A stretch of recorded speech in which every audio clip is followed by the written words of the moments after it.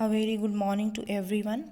I am Dr. Sharia Anjum from the School of Humanities, Arts and Social Sciences, Sage University, Bhopal. Today we are going to talk about the importance of studying political science. Sage University offers BA Honors and MA in Political Science. So I will start with the subject matter of politics, means what do we study in political science. So initially the subject was started to study state and government, but later Marxists added economic activities in it.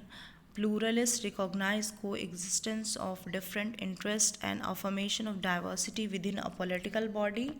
And finally, feminists brought it to the level of studying family also. We understand the political ideas of various political thinkers like Kautilya. Political science was a discipline even before it was recognized as one. It seems very true when we study Kautilya. Then Plato was a Greek political philosopher in the 4th century BC. His contribution cannot be overlooked as a student of political science. Then after him is Aristotle, who is known as father of political science for his contribution to the subject.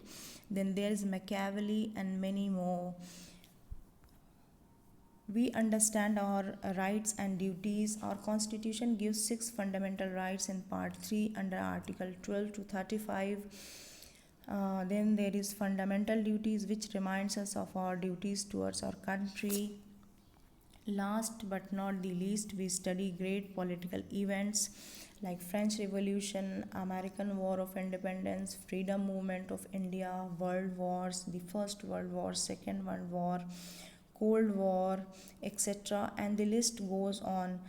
So we have seen that the area of study of political science covers a wide range of areas.